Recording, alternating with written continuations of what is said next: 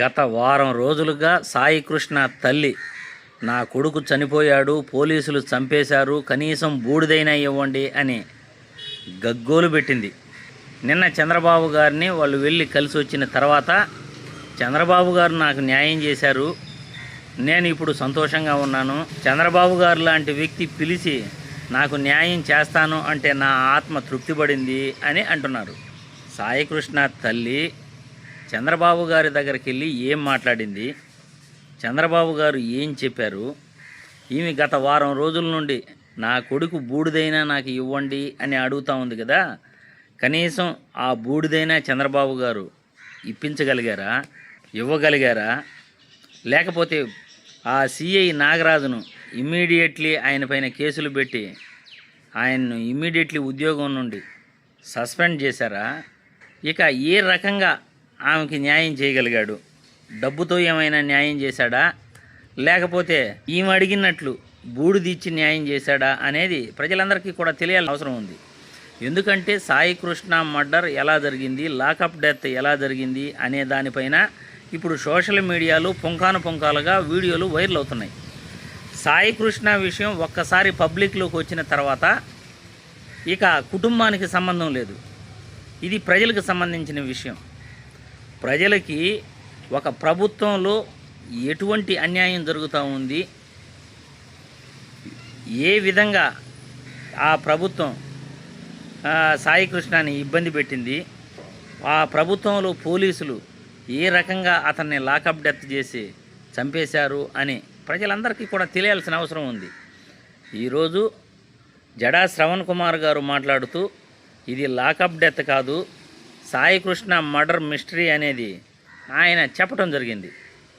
మార్కాపురం నుండి ఆ కుర్రాడిని సిఐ నాగరాజు అతని బృందం తీసుకురావటం, హోటల్లో ఉంచటం, హోటల్లో అతని చిత్రవధకు గురి చేయటం, అతన్ని హింసించటం, తర్వాత హాస్పిటల్కి తీసుకెళ్తే ఎక్కడ కూడా అతన్ని నయం చేయకపోవటం, ఆర్ఎంపీ డాక్టరే ఒక రోజంతా అతనికి వైద్యం చేయటం, ఆ కుర్రాడు వాళ్ళు పోలీసులు పెట్టిన చిత్రవదలకు ఆ కుర్రాడి యొక్క కిడ్నీలు చెడిపోయి రక్తస్రావం ఎక్కువగా అయ్యి చనిపోయాడు అంటూ జడా శ్రవణ్ కుమార్ గారు మీడియా ముఖంగా చెప్పుకొస్తున్నారు.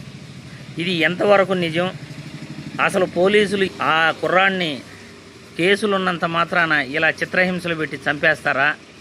ఇక న్యాయస్థానాల అవసరం ప్రజలకు లేదా? మొత్తం పోలీసులే వాళ్ళ చేతుల్లోకి చట్టాలు తీసుకుంటే ఇక న్యాయస్థానాల అవసరం ఏముంది? పోలీసులే తమ డ్యూటీని తాము సక్రమంగా చేయకుండా న్యాయస్థానాలు చేసే పనిని వీళ్ళే తీర్పులు ఇచ్చేయటం, వీళ్ళే లాకప్ డెత్లు చేసేయటం, వీళ్ళే చంపేయటం, వీళ్ళే అన్నీ చేసేస్తే ఇంకా న్యాయస్థానాలు దేనికి? నిజంగా ఈ ప్రభుత్వంలో, కూటమి ప్రభుత్వంలో ప్రజలకు ఎంత అన్యాయం జరుగుతూ ఉందో, శాంతి భద్రతలు ఎలా ఉన్నాయో, పోలీసుల పనితీరు ఎలా ఉందో అద్దం పట్టినట్లు కనపడతా ఉంది. ఇంకో కుర్రాడు క్రాంతి కుమార్ పురుగుల ముందు దాగి చనిపోయాడు. ఇదే సిఐ నాగరాజు చిత్రహింసలకు గురి చేశాడు, నన్ను టార్చర్ చేస్తున్నాడు, నన్ను వెంటాడుతున్నాడు, అందుకే నేను చనిపోతున్నాను అని సెల్ఫీ వీడియో రిలీజ్ చేసి అతను చనిపోవటం జరిగింది.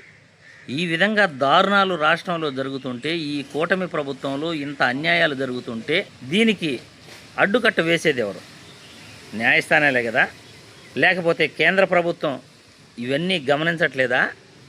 రాష్ట్రంలో బీజేపీ నాయకులు వాళ్ళ అధిష్టానానికి ఇవేమీ తెలపట్లేదా?